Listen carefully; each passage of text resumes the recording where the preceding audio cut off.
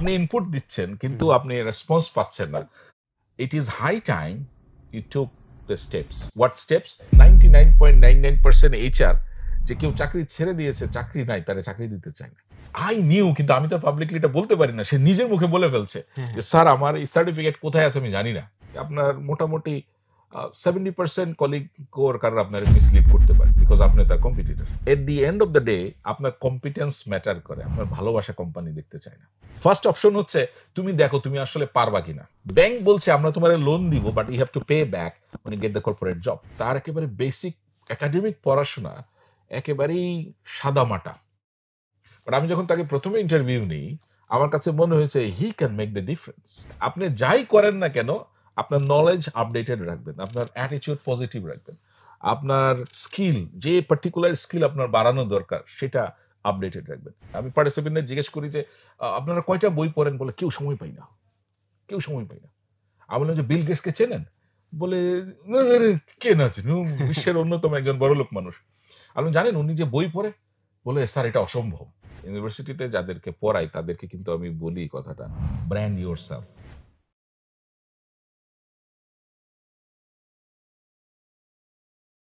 আসসালামু আলাইকুম দর্শক, গল্পগ্রাফির নতুন আরেকটা পর্বে আপনাদেরকে স্বাগতম। আমাদের আজকের অতিথি অধ্যাপক মঈনুদ্দিন চৌধুরী, তিনি ফাউন্ডার এবং CEO society for leadership skills ডেভেলপমেন্টের। চলুন আজকে আমরা আমাদের অতিথির কাছে চলে যাই। আসসালামু আলাইকুম। ওয়ালাইকুম আসসালাম। ভাই, আপনি ফ্যাকাল্টি হিসেবে বিভিন্ন ইউনিভার্সিটিতে পড়াচ্ছেন, আপনি কর্পোরেট ট্রেনার হিসেবে বিভিন্ন জায়গায় ট্রেনিং নিচ্ছেন, লাইফ কোচ হিসেবে আছেন, আপনি একজন লেখক এবং এর বাইরে আপনার নিজের একটা প্রতিষ্ঠান আছে। Correct. আপনি যদি একটু বিস্তারিতভাবে আপনার পরিচয়টা আমাদের দর্শকদের দিতেন। থ্যাংক ইউ, অসংখ্য ধন্যবাদ। প্রথমে হচ্ছে যে আমি I claim myself to be a man value driven একজন। আমি আসলে মূল্যবোধ সম্পন্ন একজন মানুষ হিসেবে নিজেকে পরিচয় দিতে চাই, মূল্যবোধটুকু ধরে রাখতে চাই। পাশাপাশি শিক্ষকতা করেছি বিভিন্ন বিশ্ববিদ্যালয়ে, আন্তর্জাতিক ইনস্টিটিউটগুলোতে, আইবিএতে কোর্স নিয়েছি, আইসিএমএ বিএতে নিয়েছি, আরো অনেক ইনস্টিটিউটে এখনো নিচ্ছি কিছু কিছু ফাঁকে ফাঁকে। তারপরে অ্যাডজাঙ্ক্ট হিসাবে কাজ করেছি ইন্ডিপেন্ডেন্ট ইউনিভার্সিটি বাংলাদেশে, বিউপি বাংলাদেশ ইউনিভার্সিটি প্রফেশনালে কাজ করেছি। এবং এই শিক্ষকতার পাশাপাশি আমার একটা ফোকাস ছিল আপনার ট্রেনিং এন্ড ডেভেলপমেন্ট, প্রশিক্ষণের দিকে। কারণ হচ্ছে যে বিশ্ববিদ্যালয় থেকে যারা বের হয়ে আসেন কর্পোরেট ওয়ার্ল্ডে যান, তাদের কিন্তু আসলে ওই বেসিক যে এডুকেশন সেটার উপরে ভর করেই কিন্তু তাদের কেরিয়ার গ্রোথ বা বিজনেস গ্রোথ কোনোটাই সম্ভব না। আরো কিছু এক্সট্রা ইনপুট বা বুস্টিং তাদের লাগে, এবং সেখানেই কিন্তু আপনার ট্রেনিং এন্ড ডেভেলপমেন্ট ইন্টারভেনশন করে। The centre for creative leadership একটা ইনস্টিটিউট আছে আমেরিকান, তারা একটা খুব চমৎকার তথ্য দিয়েছে। তারা বলছে যে ট্রেনিং এর ইম্প্যাক্ট হচ্ছে মাত্র 10%। এটা অনেকে শুনে অ্যালার্জিক হয়ে যায়, বলে ভাই তাহলে কি লাভ, why would I invest money in this particular, এই এত বড় কর্মযোগ্য। কিন্তু মজার ব্যাপার হচ্ছে এই 10%ই কিন্তু বাকি 90% হিউম্যান ইন্টেলিজেন্স স্পার্ক করে। একটা ছোট্ট উদাহরণ দিই, যেমন ধরেন একতাই বল, এটা আপনি পড়েছেন? হ্যাঁ, অসংখ্য। আচ্ছা, তারপরে সদা সত্য কথা বলিব, রাইট, শুনেছেন? ছোটবেলা মানুষকে থেকে সম্মান দেখাবো, এগুলো কিন্তু আমরা ছোটকাল থেকে পড়ে এসেছি, এবং একাডেমিক এডুকেশন ফিল্ডে কিন্তু আমরা কোনো না কোনো ভাবে এগুলো করে এসেছি। বাট কর্পোরেটে যখন কেউ আসে, কেউ জানেই না যে এই যে নলেজটা তার আগেই ছিল। কিন্তু আমরা যখন টিম বিল্ডিং ট্রেনিং করাই, বলে ও এইখানে unity is strength, right? United stand, divided we fall, alright. আর এই যে মানুষকে সম্মান দিয়ে তাকে বুঝে কথা বলতে হবে, কমিউনিকেশন, আরে ইট ইজ দ্য কমিউনিকেশন। তারপরে এই যে 10 মিলে করি কাজ, হারে যেতে নাহিলাজ, তারপরে হচ্ছে যে যে এগিয়ে যায় সে নেতৃত্ব দেয়, এই কথাগুলো কিন্তু আমরা কোথাও না কোথাও পড়ছি। কিন্তু ট্রেনিং তাকে তখন স্পার্ক দিয়ে বলে দিচ্ছে এটা লিডারশিপ, এটা কমিউনিকেশন, এটা টিম বিল্ডিং। তো এই যে রিকানেক্টিভিটি ট্রেনিং কিন্তু তাকে আবার নতুন ভাবে উজ্জীবিত করছে। তো সুতরাং আমি এখন ইন্ডাস্ট্রির সাথে প্রশিক্ষণ নিয়ে কাজ করছি। ইতিমধ্যে আলহামদুলিল্লাহ আপনার 150টার মতো লোকাল মাল্টি ন্যাশনাল কোম্পানির সঙ্গে কাজ করেছি। কর্পোরেট ট্রেনার, রিসোর্স পার্সন হিসেবে তাদের প্রশিক্ষণের মডিউল ডেভেলপ করেছি, ডেলিভার করেছি, ফলো আপ করেছি। আমরা বলেছি ওয়ার্কশপ টু ওয়ার্ক প্লেস, অর্থাৎ যে শিক্ষাটা সে নিল প্রশিক্ষণটা সেটা আবার ব্যবহার করছে কিনা সেটাও ফলো আপ করেছি। ইন্টারন্যাশনাল লেবার অর্গানাইজেশনে ওয়ার্কপ্লেস লার্নিং অ্যান্ড প্রোডাক্টিভিটি একটা কম্পোনেন্ট আছে টিবেট রিফর্ম প্রজেক্টে, সেইখানে লিড কনসালটেন্ট হিসাবে কাজ করেছি। ইন্ডাস্ট্রির 4টা ইন্ডাস্ট্রির সঙ্গে কাজ করার সুযোগ হয়েছে, অ্যাগ্রো বেস, ট্রান্সপোর্ট, তারপরে আপনার আইটি, অ্যান্ড ফার্মাসিউটিক্যালস, এই ওকে। অর্গানাইজেশনগুলোর সঙ্গে আমার সুযোগ হয়েছে ইন্টারেক্ট করার। এবং তখনই আমার ইন্টারন্যাশনাল যে অ্যাডভাইজার ছিলেন আমার কম্পোনেন্টের, উনি আমাকে একটা আইডিয়া দিলেন। বললেন যে, "দেখো তোমাদের দেশের যে ডেমোগ্রাফিক ডিভিডেন্ড আছে, যে হ্যাঁ, এই যে এখন ইয়াং আপনি দেখবেন জেনারেশন। ইয়াং জেনারেশনের এবং কর্মক্ষম মানুষের যে হুম, সংখ্যাটা, এইটা কিন্তু অনেকদিন সাস্টেইন করবে। রাইট। কিন্তু এদেরকে ইউটিলাইজ করার জন্যে কম্পিটেন্স সেন্টার দরকার, স্কিল দরকার। হুম, হুম, হুম। অ্যান্ড তুমি নিজে একটা কিছু করার চেষ্টা করো।" তো আমার তখন মাথায় আসলো যে, যেহেতু it's all about making leaders, creating leadership. তো আমি তখন ১ম এ আপনার লিডারশিপ কথাটা আমার মাথায় স্ট্রাইক করলো। যেহেতু হুম, আমি লিডারশিপ নিয়ে তখন ফান্ডামেন্টাল লিডারশিপ নিয়ে বিভিন্ন অর্গানাইজেশন ডেলিভার করতাম। তখন আমরা কয়েকজন মিলে সোসাইটি ফর লিডারশিপ স্কিলস, বা সংক্ষেপে বললে SLSD, এই নামে সার্চ করলে পাওয়া যাবে। ফেসবুকেও পাওয়া যাবে, আপনার অনলাইনেও পাবেন। এটা নিয়ে আমি যাত্রা শুরু করি। ওকে। এবং তখন আমার কাছে মনে হলো যে এটা শুধু কর্পোরেটকে ট্রেন করার মাধ্যমে প্রফেশনালদের, এটা আসলে খুব দীর্ঘমেয়াদী ফলাফল আনবে না। তার আগে থেকেই করতে তার হবে আগে আসলে। থেকে করতে হবে। তখনই আমার কাছে মনে হলো যে এটার ইন্টারভেনশনটা, যে শিক্ষার্থীরা আছে ইউনিভার্সিটি লেভেলে, তাদেরকে রাইট। আগে বোঝাতে হবে। বিকজ পৃথিবীর কোনো ইউনিভার্সিটি আসলে আপনার এই যে আমরা যে শিক্ষাগুলো নিয়ে, প্রশিক্ষণ নিয়ে কাজ করছি, যে যাদেরকে আমরা বলছি ইমোশনাল ইন্টেলিজেন্সের কম্পোনেন্ট আমরা বলি সোশ্যাল স্কিলস। হুম, হুম, আর এমনিতে এটার নাম আছে সফট স্কিলস। হুম। যেমন সফট সফট ড্রিংকস বলে আমরা বলি যে কোমল পানীয়। জি। আমরা এটা বাংলা করলে বলি কোমল দক্ষতা। কিন্তু আসলে এটা এত কোমল না। এটা হচ্ছে কঠিন কাজকে কোমল করার জন্য একটা দক্ষতা। হুম, হ্যাঁ? হুম। ধরেন ধরেন আপনি আপনি একজন কনটেন্ট রাইটার। আমি একজন শিক্ষক, প্রশিক্ষক। কিন্তু আমি কিভাবে কথাটা বললে একজন মানুষকে প্রভাবিত করা যায়, উজ্জীবিত করা যায়, এইটা কিন্তু সফট স্কিলস। রাইট। রাইট? তারপরে হচ্ছে আপনি ডক্টর। কিন্তু পেশেন্টকে কি বললে the patient will open his or her heart, কারণ হুম, এটা হুম। না হলে তো সে ডায়াগনোসিস করতে পারবে না। জি। Similarly goes with other profession এর কিন্তু একই বিষয়। তো এখন এই বিষয়গুলোর জন্যই কিন্তু তখন এই সফট স্কিলস আসবে। কমিউনিকেট করার আগে আমি আমি আগে ভেবে নিব কার সঙ্গে কমিউনিকেট করছি। সে আমার ভাষা বুঝবে কিনা? ইত্যাদি, ইত্যাদি বিষয় কিন্তু তখন চলে আসছে। তো এই অ্যাওয়ারনেস টুকু কিন্তু আপনার ১ম এ দরকার ক্যাম্পাসে। রাইট। তো তখন আমি আপনার বেশ কিছু ইউনিভার্সিটির আপনার ক্যাম্পাস অ্যাম্বাসেডর রিক্রুট করি, এবং তাদের মাধ্যমে ইভেন কলেজও করেছি। কিছু ধরেন দূরবর্তী কলেজ আছে, হুম, হুম। ঢাকার বাইরে যারা আছে, তারা তো আরো বেশি সুবিধা বঞ্চিত। ধরেন ঢাকায় যারা আছে, এরা তো কোনো না কোনোভাবে কিছু প্রোগ্রামের সঙ্গে ইনভলভ থাকতে পারে, বা কর্পোরেটের সঙ্গে তাদের একটু ইন্টারেকশন হয়। তো তাদেরকে সেখানে ইনভলভ করেছি, এবং বিভিন্ন সময়ে অনলাইনে তখন প্রচুর প্রোগ্রাম করেছি আমরা। সেখানে তারা পার্টিসিপেট করেছে। তারা বুঝতে পেরেছে যে এই বিষয়গুলোর গুরুত্ব আছে। মানে শুধুমাত্র সার্টিফিকেট দিয়ে, ধরেন বিবিএ মেজর করেছে মার্কেটিং এ, হুম, হুম। বিবিএ মেজর করেছে এইচআর এ। এইটা দিয়েই কিন্তু সে যে কর্পোরেটে খুব বেশি কিছু করে ফেলতে পারবে তা না। তার সঙ্গে আরেকটা খুব চমৎকার বুদ্ধিমত্তা সম্পন্ন জিনিস লাগবে। আমরা এটাকে আবেগীয় বুদ্ধিমত্তা বলি, হুম, হুম। ইমোশনাল ইন্টেলিজেন্স, যেটা আমার এখন কোর কম্পিটেন্স। এইটার ব্যাপারে তাদেরকে সচেতনতার ভাইয়া, শুরু। আপনি যখন কর্পোরেটে ট্রেনিং গুলো নেন, জি। আপনি আসলে কি গ্যাপ দেখতে পান? ১ম গ্যাপটা হচ্ছে একটা সারপ্রাইজ। হুম। কি সারপ্রাইজ? আমরা ৪ টা সেশন করি ডে লং প্রোগ্রামে। ১ম সেশনটার পরে উনাদের যে রিঅ্যাকশনটা হয় যে, "আগে তো জানতাম না।" আচ্ছা।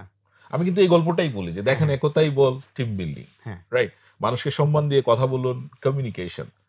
তো এইটা তো আগে বুঝি নাই। অর্থাৎ এই যে রিয়ালাইজ করার গ্যাপটা, হ্যাঁ। ওই গ্যাপের কারণই হচ্ছে কিন্তু আপনার ওই যে পেছনের যে গ্যাপটুকু, যে বিশ্ববিদ্যালয় বা শিক্ষা প্রতিষ্ঠানের যে জায়গাগুলোতে তাদের এ বিষয়ে সচেতন করার দরকার হ্যাঁ, ছিল। হ্যাঁ।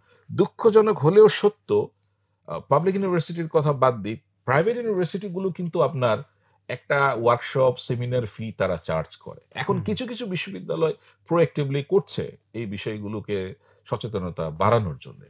আম কিন্তু অধিকাংশ বিশ্ববিদ্যালয়ে আপনার এই জায়গাটাতে কাজ করার এখনো সেই স্কোপ তারা তৈরি করতে পারেনি। ওই ক্ষেত্রে আমার কাছে মনে হলো যে society for leadership skills development এই মেসেজটুকু যদি দিতে পারে, যে আপনার স্টুডেন্টদেরকে একটু অ্যাওয়্যার করেন। স্টুডেন্টরা নিজেরাই আসে। কিন্তু একটা সমস্যা আছে। সেটা হচ্ছে আমি যেমন একটা আমার আম খুব রিমার্কেবল একটা প্রোগ্রাম করেছিলাম, বিজনেস লিডার্স কার্নিভাল। আ আপনার প্যান্ডেমিক এর ঠিক আগে হুম, ২০১৯ সনে। সেখানে আমরা স্পন্সর প্রোগ্রাম ছিল এটা। এবং সেই প্রোগ্রামে প্রায় ৫০০ র মতো আমরা বিভিন্ন ইউনিভার্সিটির স্টুডেন্টদেরকে ইনভাইট করেছিলাম। Completely free of cost. 4-5টা সেশন ছিল এবং অত্যন্ত গুরুত্বপূর্ণ বিষয়গুলো ছিল। আর্টিফিশিয়াল ইন্টেলিজেন্স ছিল, ইমোশনাল ইন্টেলিজেন্স ছিল, সফট স্কিলস ছিল, কিভাবে নিজেকে প্রস্তুত করা দরকার কেরিয়ার মার্কেটের জন্য। এখন আপনারা হয়তো শুনবেন জব মার্কেট শুনেন না, আমরা এখন এটা জব মার্কেট বলি না, আমরা বলি কেরিয়ার মার্কেট। জব মার্কেট হচ্ছে ওট কোনো কিছু টেম্পোরারি করা যেটা আসলে সাস্টেনেবল না। টেকসই যদি কিছু করতে হয় তাহলে মাথায় এমন একটা জিনিস নিয়ে করতে হবে যেন আমি ওই জায়গায় পৌঁছতে পারি।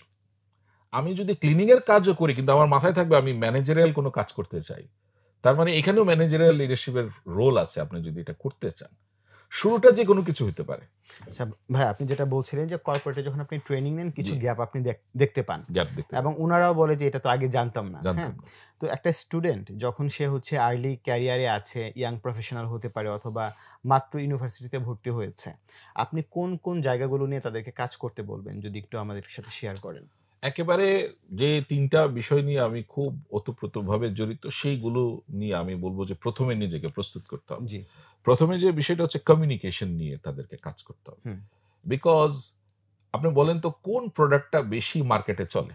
যেটা বেশি দেখা যায়, চোখের সামনে থাকে। ভিজিবিলিটি, ইমেজ, ব্র্যান্ডিং, এই জিনিসটা। জি। তো আমি আমার স্টুডেন্টদের ইউনিভার্সিটিতে যাদেরকে পড়াই তাদেরকে কিন্তু আমি বলি কথাটা, brand yourself. Right. You are the finished product of this university. Personal branding এর কথা বলছেন। Personal branding, okay. রাইট?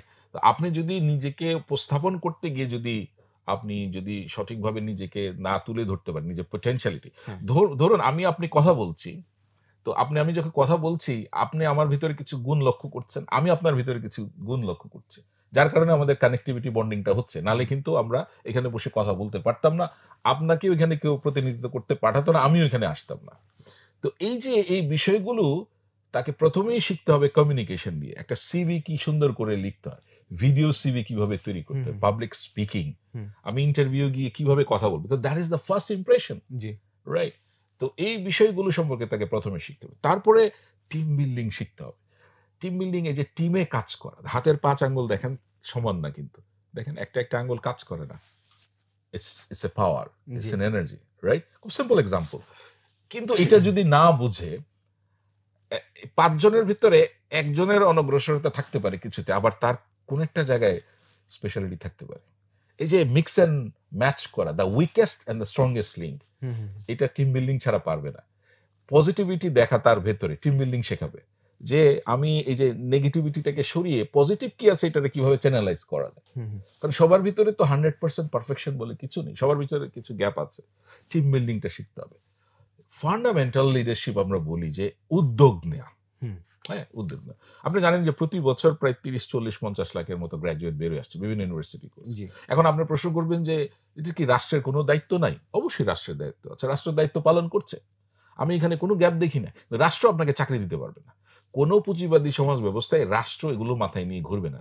রাষ্ট্রের কাজ হচ্ছে ইন্ডাস্ট্রি তৈরি করা। আমি এখনো কল পাই, এখনো মানুষজন যাদের ইন্ডাস্ট্রি লিডারদের সঙ্গে মুঠা বসা করি, আমাকে একটা ভালো লোক দেন। ওকে, ইন্টারেস্টিং। অথচ অনেকে বলে আমি চাকরি পাই না। আমি সেদিনও আমার এক পার্টনার অর্গানাইজেশন, যেটাকে আপনাকে ইনোভেট স্কিলস বলছি, সেখানে তাদের একটা অর্গানাইজেশনে আমি একটা ছেলেকে প্লেসমেন্ট করিয়েছি, এবং আপনি শুনলে সারপ্রাইজ হয়ে যাবেন যে তার একেবারে বেসিক একাডেমিক পড়াশোনা একেবারেই সাদামাটা। বাট আমি যখন তাকে প্রথমে ইন্টারভিউ নিই, আমার কাছে মনে হয়েছে he can make the difference. He is not from IBA, he is not from any other reputed private universities ও পাবলিক ইউনিভার্সিটিজ, একেবারে সিম্পল কলেজ থেকে পাস করে এসছে। এবং আমি যে তার কাজের কর্মকাণ্ডের যে গতিবিধি দেখলাম, এখন তো ইনফরমেশন টেকনোলজি, আর্টিফিশিয়াল ইন্টেলিজেন্স, এখন IT আর নাই, এখন আর্টিফিশিয়াল ইন্টেলিজেন্স। এখন যদি আপনি আমাকে বলেন যে আমি এক্সেলটা পারি না, পাওয়ার পয়েন্ট পারি না, অথবা জেমিনি চিনি না, অথবা চ্যাট জিপিটি বুঝি না, তাহলে বুঝতে হবে যে আপনি এখন আদিম যুগে বাস করেন। এই ইউনিভার্সিটির এই সার্টিফিকেট দিয়ে কিছু করতে পারবেন, মিডজার্নি, লিওনার্দো, হ্যাঁ, তাই না?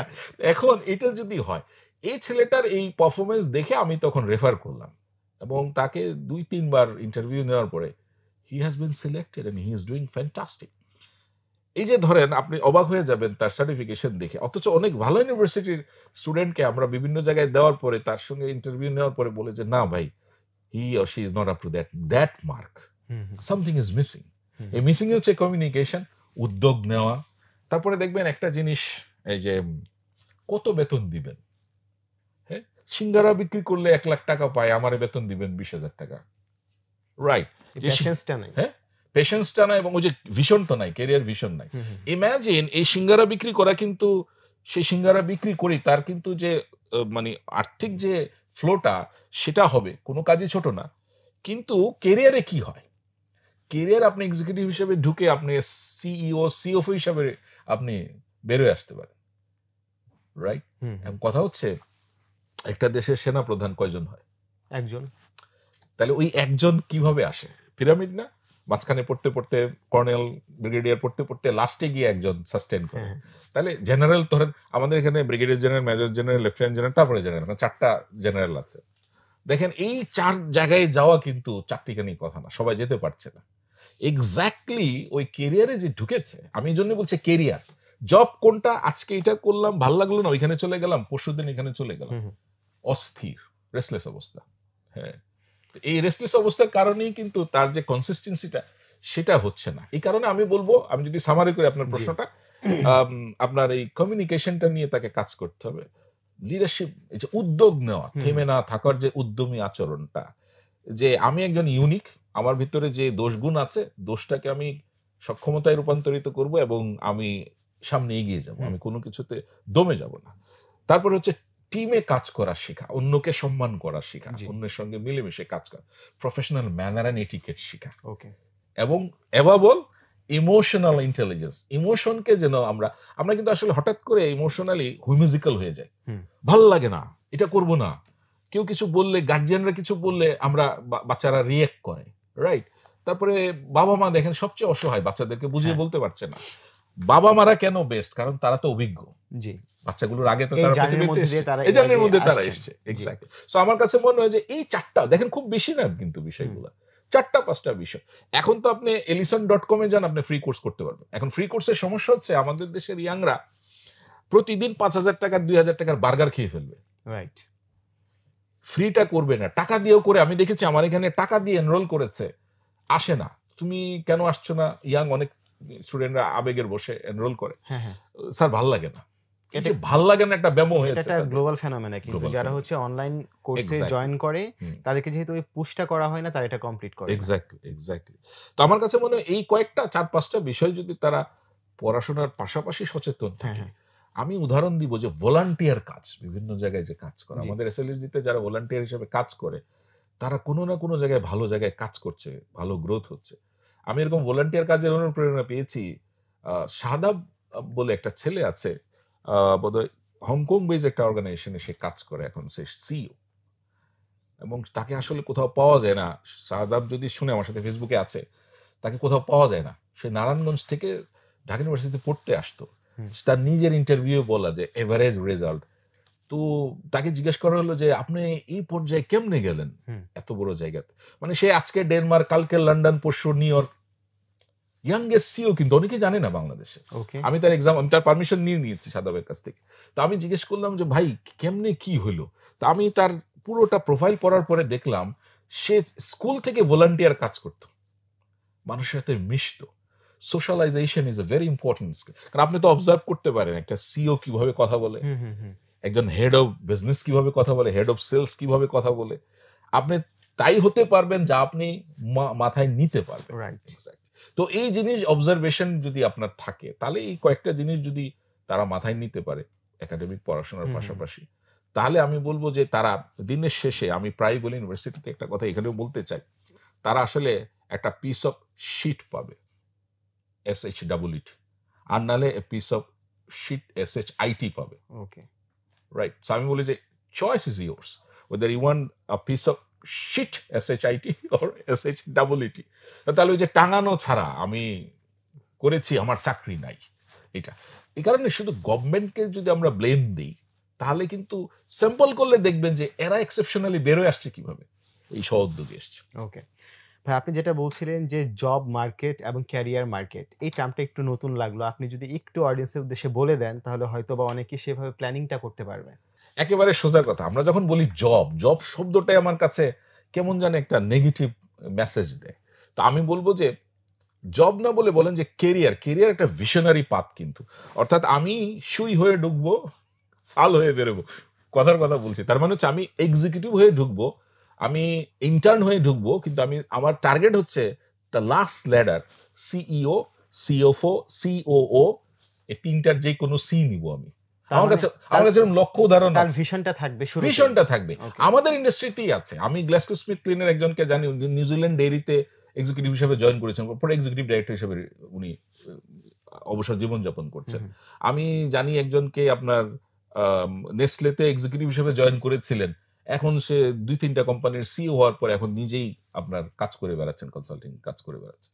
তার মানে দেখেন, ওই যে আমি বললাম সেনাপ্রধান সবাই হতে পারছে না, হুম, হুম। সিইও সবাই হতে পারছে না। তার মানে আপনি সিইও না হন, তাহলে সিওও হতে পারবেন, ফাংশনাল ডিপার্টমেন্টের হেড হতে পারবেন, অথবা আপনি কোন একটা ইউনিটের হেড তো হইতে পারবেন। আপনার ক্যারিয়ার লিডারশিপ তো সেটাই। তো আমার কাছে মনে হয় যে এই বিষয়টা খুবই গুরুত্বপূর্ণ, যে আমি আ ক্যারিয়ারকে এইজন্য চুজ করব যে ভিশনারি। এটা আমি পাথ বাই পাথ দেখব যে what's happening after 5 years, right. What's happening after 10 years. Of course 100% সবকিছু আল্লাহ পাকের ইশারায় চলে। আমি হুম, এটা হুম। খুব মনে প্রাণে বিশ্বাস করি। আল্লাহ পাক যাকে চান তাকেই কিন্তু উনি সম্মান দেন এবং স্থান দেন। কিন্তু তাই বলে উনি কিন্তু বলেন নাই যে তুমি কোনো পরিশ্রম করবে না। চেষ্টা না করতে নিষেধ রাইট। নাই। না, আল্লাহ পাক কোরআন শরীফেও বলেছেন কোন একটা আয়াতে যে আমি মানুষকে পরিশ্রম নির্ভর করে তৈরি করেছি। সুতরাং আপনাকে শ্রম দিতে হবে। আপনি হাত পা গুটিয়ে বসে থাকবেন যে সবকিছু চলে আসবে আমার কাছে। আল্লাহ পাক সেটাও পছন্দ করছেন না। তার মানে হলো আপনার যে উদ্যোগ নেওয়ার বিষয়টা, আমি প্রায়ই বলি আমি গোল সেটিং নিয়ে কাজ করি, তো বছরে হুম। একবার ডিসেম্বরে আমি একটা গোল ওকে। সেটিং সেমিনার করাই। তো সেখানে অনেকে প্রশ্ন করে গোল সেটিং করে কি কোনো লাভ আছে? কি লাভ? এটা অনেকে বলে, বিশেষ করে বছর শেষ হওয়ার সময় exactly. New year new resolution year যখন তৈরি রেজোলিউশন করে। এক্সাক্টলি। তো আমি বলি যে ভাই আসলে লাভ নাই। যতক্ষণ পর্যন্ত আপনি যা, যা লিস্ট করেছেন you have turn it into your habits. আপনি তো এটা অভ্যাসে পরিণত না করতে পারেন, তাইলে এটা কাগজে লেখার বাতাসে লিখা একই কথা। তো সুতরাং কেরিয়ার হচ্ছে সেটা, যে আপনি কোন একটা জায়গায় ছোট কাজ দিয়ে শুরু করবেন, ছোট পদ দিয়ে শুরু করবেন। কিন্তু আপনার ভিশন থাকবে down the line after 5 years or 10 years আপনি কোন একটা বড় জায়গায় পৌঁছতে চান। আর জব হচ্ছে আমি যেটা পাইলাম সেটা করলাম। হুম, রাইট? এটাতে আপনার কোনো ভিশন নাই। আমি একেবারে মানে আপনি যদি বলেন কনোটেশন, আপনি যদি বলেন বিশ্লেষণ, হুম, আমি এটাকে এইভাবে জব শব্দটাই আমার কাছে মনে হয় যে আমার কাছে কেন জানি একটা অ্যালার্জিক মনে হয়। জব মনে হচ্ছে কেমন জানি একটা আপনার অবহেলা করার একটা শব্দ। কিন্তু দেখেন ক্যারিয়ারটা কিন্তু more positive. Right. I hope other people will মানে এগ্রি। জবের ক্ষেত্রে বিষয়টা অনেকটা এরকম হতে পারে যে আমাকে হয়তোবা একটু বেনিফিট বেশি দিয়েছে। হ্যাঁ, আমার ক্যারিয়ার ওরিয়েন্টেড জার্নি না, বাট তারপর আমি সুইচ করে ফেললাম। ইয়েস। এই টাইপের একটা বিষয়। And you are restless. Right. আজকে এটা, কালকে এটা। কিন্তু আপনার ক্যারিয়ার কিন্তু হোয়াটএভার ইউ ডু, হুম, আপনি কিন্তু ফোকাস যে আমি ওই জায়গায় যেতে চাই। আমি ইন্টার্ন হিসাবে ঢুকেছি, আমি এমটি হিসাবে ঢুকেছি। কিন্তু আমি হয় সিইও হব, সিএফও হব, সিওও হব, নাহলে সিনিয়র ম্যানেজার কোন একটা পজিশন নিয়ে আমি কর্পোরেটে লিড দিতে চাই। এখন ভাই যারা হচ্ছে জবে ঢুকেন, কারো কিন্তু এই ড্রিমটা থাকে, ভিশনটা থাকে যে আমি সিইও হব অথবা সিও হব। এক্সাক্টলি থাকা উচিত। এখন স্টেপ গুলো কি? মানে উনারা আসলে যদি প্র্যাকটিক্যাল কিছু আমাদের টিপস দিতেন যে এই কাজগুলা তুমি চেকলিস্টে নিয়ে নাও, এগুলো তুমি ফলো করো। তাহলে একটা সময় পরে তুমি তোমার ভিশন টাচ করতে পারবা। অলরাইট। একটা সিম্পল ফর্মুলা আমি বলি। wherever you join, wherever you work, কাগজ কলম নিবেন, 1000 ডেজ। ওকে। 1000 ডেজ কত হয়? ৩ বছরের প্লাস মাইনাস এরকম, হয়তো একটু কম হইতে পারে। জি। আরেকটু সুন্দর করে বলে ৩ বছর। আপনি হুম, যেখানেই কাজ করবেন ৩ বছর নিরবিচ্ছিন্নভাবে নিষ্ঠা, পরিশ্রম, মনোসংযোগ, মনোযোগ, ভালোবাসা সবকিছু দিয়ে করবেন ৩ বছর। ৩ বছর করার পরে দেখবেন আপনার গ্রোথ হচ্ছে কিনা। আপনার রিপোর্টিং বস হুম। আপনাকে রেকগনাইজ করছে কিনা। ওকে। আপনি ইনপুট দিচ্ছেন কিন্তু হুম, আপনি রেসপন্স পাচ্ছেন না। Hmm, it is high time you took the steps. What steps? Steps হচ্ছে যে এটা আপনার রাইট অর্গানাইজেশন না। আচ্ছা কি করবেন? ইমিডিয়েটলি জব ছাড়বেন না। আপনি আপনার রিপোর্টিং বসের সাথে কথা বলেন, অথবা সিও বা সিও যে আছে সরাসরি কথা বলেন যে স্যার আমি এরকম মিশন নিয়ে আসছিলাম, প্যাশন নিয়ে আসছিলাম, আমি আপনার সাথে থাকতে চাই। হুম। কারণ একটা অর্গানাইজেশনে থাকলে যেটা হয় একটা ফ্যামিলি বন্ডিং এর মতো, জি। This is my family. Of course you can switch any time, but অনেকে যে ভুলটা করে চট করে চাকরি ছেড়ে দেয়, এই যে ইমোশনালি কিন্তু ডিরেল হয়ে গেল। হুম, ইমোশনাল ইন্টেলিজেন্ট হলে কি করতো? ও যুক্তি আর আবেগটা এক জায়গায় করতো, করে বলতো যে আচ্ছা আমি যদি এখন হঠাৎ করে ছেড়ে দেই, সাধারণত দেখবেন 99.99% এইচআর যে কেউ চাকরি ছেড়ে দিয়েছে, চাকরি নাই, তারা চাকরি দিতে চায় না। Hmm. And they have lot of frustrations. এই কারণে চাকরি সুইচ করার আগে আপনি আরেকটা কেরিয়ার এনশিওর করে তারপরে যেতাম। আচ্ছা যেটা বলছিলাম ১,০০০ দিন বা ৩ বছর পরে আপনি আপনার সুপিরিয়রের সঙ্গে কথা বলেন, নেগোশিয়েট করেন, বলেন যে দেখেন আমি আসলে আপনার এখানে কেরিয়ার গ্রোথ করতে চাই। তো বলবে কি করছো তুমি আমার জন্য, make a list of things, visible, tangible, intangible, দেখেন এই চেঞ্জেস গুলো আই কুড, মানে যখন উনি কাজ করবেন তখন ওটা চেকলিস্ট মেইনটেইন করা, অফ কোর্স, যে আমি তো বসবো 2 বছর পর অথবা 1 বছর পর। ওকে, আচ্ছা এখন ধরেন ওনারা বলে যে ওকে ঠিক আছে এই কেপিআই আপনার কিছু করা যাচ্ছে না, নেক্সট কেপিআই, তাহলে ওয়েট করেন আরেকটা বছর, এমন কেপিআই গুলো নিয়ে নেয়া, 1 বছর ওয়েট করেন। 1 বছর পরে যদি দেখেন হ্যাঁ you have been promoted to the next level, তাহলে বুঝবেন যে you are right on track. Okay, এবং এইখানেই কিন্তু আপনাকে পাশাপাশি যে কাজগুলো করতে হবে সেটা হচ্ছে যে আপনি যত মনোযোগ দিয়ে নিজের মনে করে যা খুশি করেন, যা খুশি আপনি করেন অর্গানাইজেশনের জন্য, কন্ট্রিবিউট করার জন্য করেন, but remember at the end of the day আপনার কম্পিটেন্স ম্যাটার করে, আপনার ভালোবাসা কোম্পানি দেখতে চায় না। খুব ক্রুয়েল ওয়ার্ড, কিন্তু আমি এই জন্য বলি যে love your competence, probably not the organisation. অনেক অর্গানাইজেশনের মানুষ এটা না বুঝলে হয়তো রিয়েক্ট করতে পারে, বলে এটা উনি কি শিক্ষা দিচ্ছেন।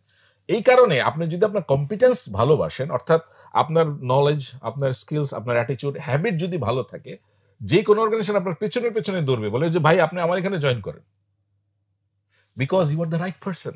রাইট। সুতরাং আপনি যাই করেন না কেন আপনার নলেজ আপডেটেড রাখবেন, আপনার অ্যাটিটিউড পজিটিভ রাখবেন, আপনার স্কিল, যে পার্টিকুলার স্কিল আপনার বাড়ানো দরকার সেটা আপডেটেড রাখবেন, লার্নিং জোনে থাকতে হবে। সবচেয়ে বড় জিনিসটা হয়ে গেছে কি, আমাদের একটা তো ট্রেডিশনাল ওয়ে আছে, আমরা এক সময় বলতাম কি এমএ পাস করলে চাকরি পাওয়া যায়, তাই না? এখন এমবিএ একটা খুব সুন্দর টার্ম এসছে। আমার কাছে মনে হয় যে শুধু এমবিএ দিয়ে আমরা শুধু ক্লার্ক তৈরি করতে পারবো, এবং হায়ার স্টাডিতে অন্যান্য দেশে দেখবেন যে এটা একটা ডিল মিট করে রেখেছে, তারা ব্লক করে রেখেছে, ওইখানে হায়ার স্টাডি কিন্তু কস্টলিয়ার। ফার্স্ট অপশন হচ্ছে তুমি দেখো তুমি আসলে পারবা কিনা। আচ্ছা, এই কারণে আবার তারা অপশন বন্ধ করে নাই। ব্যাংক বলছে আমরা তোমার লোন দিব, but you have to pay back when you get the corporate job। তার মানে হচ্ছে আপনি যদি লোনটা নিতে পারেন, গো ফর দ্যাট। আদারওয়াইজ যদি কন্ট্রিবিউট করতে চান সোসাইটিতে এবং দেশে, তাহলে learn something that is immediately productive. Right. ওটা কি? Technical skill. এখন দেখেন আইটির একটা ছেলে, আমার একদম বাস্তব একটা উদাহরণ দিই আপনার এই রেফারেন্সে। আমার সার্টিফাইড ইআই গ্র্যাজুয়েট কোর্স, যেটা নিয়ে আপনার সঙ্গে অফ ট্র্যাকে কথা বলছিলাম, ইমোশনাল ইন্টেলিজেন্সের উপরে বেস করে আমি একটা কোর্স রান করি। সেখানের এক ব্যাচে একজন এন্টারপ্রেনার আসছে। আমি ঢাকা ইউনিভার্সিটির ওদের একটা ব্র্যাক ব্যাংকের কোলাবোরেশনে একটা কোর্স ছিল, উদ্যোক্তা 101। সেখানে ইমোশনাল ইন্টেলিজেন্স কোর্সের ক্লাসটা আমি নিতাম। তো একটা ব্যাচের একটা ছাত্র, উনি নিজেই কিন্তু এন্টারপ্রেনার, নিজেই একটা আইটি কোম্পানি চালায়, সে আমার কোর্সে জয়েন করলো। করার পরে একটা পর্যায়ে বের হয়ে আসলো, আমার সঙ্গে লাইভে আসছিল সে আপনার ইন্টারভিউ দিতে, কেন ইমোশনাল ইন্টেলিজেন্স করা দরকার। সে একটা অবাক হওয়ার মতো তথ্য দিল, বললো যে স্যার আমার কাছে ইন্টারমিডিয়েটের সার্টিফিকেট আছে, সার্টিফিকেটটা কই আমি আসলে এখনো জানি না। ইন্টারেস্টিং কিন্তু, right. we are so much obsessed with certificates। এই জন্য আমি বলছি piece of shit and shit. আপনি বলেন কি আই নিউ, কিন্তু আমি তো পাবলিকলি এটা বলতে পারি না। সে নিজের মুখে বলে ফেলছে যে স্যার আমার এই সার্টিফিকেট কোথায় আছে আমি জানি না। He is earning good amount of money, and তার এখানে বোধহয় 40-50 জন তার এমপ্লয়ি কাজ করে, এবং সব কিন্তু অফশোর আপনার ফ্রিল্যান্সিং কাজ করছে। Interesting, a person with HSC knowledge, but তার একটা পজিটিভ দিক হচ্ছে সে নতুন নতুন কিছু শেখে। এই যে ইমোশনাল ইন্টেলিজেন্স সার্টিফাইড ইয়ে গ্র্যাজুয়েট কোর্স করেছে, ব্র্যান্ডে আমি দেখি একদিন দেখি সে ব্র্যান্ডিং এর একটা ক্লাস করছে। So he is continuously grabbing things যা এই যুগের জন্য প্রয়োজন, সাস্টেনেবিলিটি এবং গ্রোথের জন্য। আচ্ছা ভাই, মানে আপনি যেটা বললেন যে লার্নিং অ্যাটিটিউডটা তৈরি করা, এখন একজন টিম মেম্বার অথবা একজন এমপ্লয়ি যখন একটা কোম্পানিতে চাকরি করেন, কাজ করেন, উনি কিন্তু একটা ওয়ার্ক প্রেশারে থাকেন। উনি ব্যালেন্স করবেন কিভাবে লার্নিং এর বিষয়টা, আর ওনার সোর্সগুলো কেমন হতে পারে, এবং উনি মোটিভেশন কিভাবে ধরে রাখবেন, এই বিষয়গুলো যদি একটু বলেন। দেখেন আসলে আমার ইমোশনাল ইন্টেলিজেন্স বোঝার জন্য আমি 5টা এস ব্যবহার করি। প্রথম এস হচ্ছে সেলফ অ্যাওয়ারনেস। আপনি যেটা বলছেন এটা হচ্ছে তার সেলফ অ্যাওয়ারনেস। তার প্রথমে কাগজ কলম নিয়ে বসতে হবে যে আচ্ছা আমার গ্রোথ হচ্ছে না কেন, why can't I become the faster CEO, সিও4, সিওও। ওই যে যারা 1000 দিন পার হয়ে গেছে বা 3 বছর পার হয়ে গেছে, তারা কিন্তু এটা চিন্তা করতে হবে। তাকে চিন্তা করতে হবে why isn't it happening in my life. But usually বেশিরভাগ মানুষ চিন্তাই করে না। এক্স্যাক্টলি। মূল জায়গাটা হচ্ছে, ধরেন আমি যদি বলি আপনি কি ক্রিয়েটিভ না আপনি ইনোভেটিভ, জবাব দেন আমার। যদি কনসিয়াস ডিসিশন ওনাকে বলতে হয় কিছু না, তাকে চিন্তা করতে হবে নিজের সম্পর্কে। এক্স্যাক্টলি। আমরা সবাই কিন্তু by default by but creative, কিন্তু কেউ ইনোভেটিভ না। এই যে 3 পাউন্ডের ব্রেন আপনার আমার সবার মাথায় আছে, আমরা কিন্তু সবাই সৃজনশীল, কিন্তু আমরা কেউ উদ্ভাবনী শক্তির অধিকারী না। উদাহরণ যদি দেই, ধরেন আপনাদের যে প্রতিষ্ঠানের কর্ণধার আছেন সোহাগ ভাই, ওনার ব্যাচে এরকম অনেক ইঞ্জিনিয়ার বের হয়ে আসছেন, রাইট? রাইট। কিন্তু আমরা কাউকে চিনি না। সোহাগ ভাইকে দেখার জন্য, ওনার সঙ্গে একটা কথা বলার জন্য, ছবি তোলার জন্য আমরা ইন্সপায়ার্ড ফিল করি। রিজনটা কি? উনি শুধু ক্রিয়েটিভ না, উনি innovative. He created something different and unique. এই ইনোভেশনটা যদি আপনার ভেতরে না কাজ করে, এবং এটা আসবেও যে আপনি বললেন চিন্তার খোরাক থেকে। যারা প্রফেশনাল আমার কথা শুনছেন তাদেরকে আমি খুব বিনীত অনুরোধ করব, আপনার কাগজ কলম নিয়ে বসেন, দেখেন তো আপনি আসলে অ্যাওয়্যার কিনা আপনার স্ট্রেংথ, আপনার উইকনেস, কোথায় আপনার উইকনেস আছে এটা বের করে ফেলেন। আপনার ইংরেজি প্রফিসিয়েন্সির সমস্যা আছে, প্রতিদিন আধা ঘন্টা সময় দেন, 3 দিন সময় দেন। কার কাছে যাবেন? টাকা পয়সা দেওয়ার দরকার নেই, আপনি ইউটিউবে যান, ইউটিউবে প্রচুর ভিডিও পাওয়া যায়। What you need your consistency. এবার সেলফ ম্যানেজ করেন, লিস্ট হয়ে গেল তো, এবার ম্যানেজ করেন যে আমি এই এত ঘন্টা করে সময় দিব। যদি প্রতিদিন আপনার আধা ঘন্টা সময় দিই, ধরেন সপ্তাহে 4 দিন দিতে চাই, আরো কমায় নিয়ে আসি 2 দিন, তাহলে 1 ঘন্টা। 1 ঘন্টা হলে সপ্তাহে, মাসে কয় দিন হয়? 4 ঘন্টা। 4 ঘন্টা কিন্তু উনি সময় দিচ্ছেন লার্নিং এর ক্ষেত্রে। 4 ঘন্টার সময়ে আপনি এবার মাল্টিপ্লাই করেন 12 দিয়ে, 48 আওয়ার্স। 48 আওয়ার্সে 2টা কোর্স হয়, রেগুলার 2টা কোর্স হয়। এখন ওনার ডেডিকেশনটা কোত্থেকে আসবে? এবার হচ্ছে আপনার সোশ্যাল অ্যাওয়ারনেস লাগবে, একটা টিম গ্রুপ লাগবে যারা এই ব্যাপারে ইন্টারেস্টেড। একটা কথা আছে না যে আপনি আসলে আগামী 5 বছর পরে কে হবেন ডিপেন্ড করে আপনি কার সাথে উঠা বসা করেন আর আপনি কি বই পড়েন। রাইট। আমরা 5 জন মানুষের এভারেজ, যেটা একটা পপুলার কথা। এক্স্যাক্টলি। কারণ আপনি কার সাথে উঠা বসা করছেন, তার লাইফস্টাইল, তার আপনার সোশিও ইকোনমিক, এটা আপনাকে দেবেই দেবে, প্রভাব ফেলবে। সে কি বই পড়ে আপনি খুঁজে বের করবেন যে ভাই আপনি কি বই পড়েন, রাইট? এই যে এই গ্রুপটা তৈরি করা, সোশ্যাল অ্যাওয়ারনেসের কথা বলছি। এরপর আসেন সোশ্যাল স্কিলস। স্কিলগুলো কেমনে শিখবেন? আমি অলরেডি ellison.com এর কথা বলেছি, ইউটিউবে প্রচুর ম্যাটেরিয়াল পাওয়া যায়, একটু ঘাটাঘাটি করেন। যে সময়টা আপনি আসলে আনপ্রোডাক্টিভ থাকেন, যেমন ধরেন আমি আমার বিশ্ববিদ্যালয়ের স্টুডেন্টদের কথা বলছিলাম যে সকালবেলা ক্লাস থেকে উঠতে পারে না। কারণ কি? তারা সারা রাত মার্ক জুকারবার্গের সঙ্গে কাজ করে। মার্ক জুকারবার্গ কিভাবে কাজ করে? আমি জিজ্ঞেস করি, তুমি কালকে সারা রাত মার্ক জুকারবার্গের সাথে কাজ করছো? মানে হচ্ছে ফেসবুকিং করছে, আনপ্রোডাক্টিভলি কিন্তু টাইম ওয়েস্ট করলো।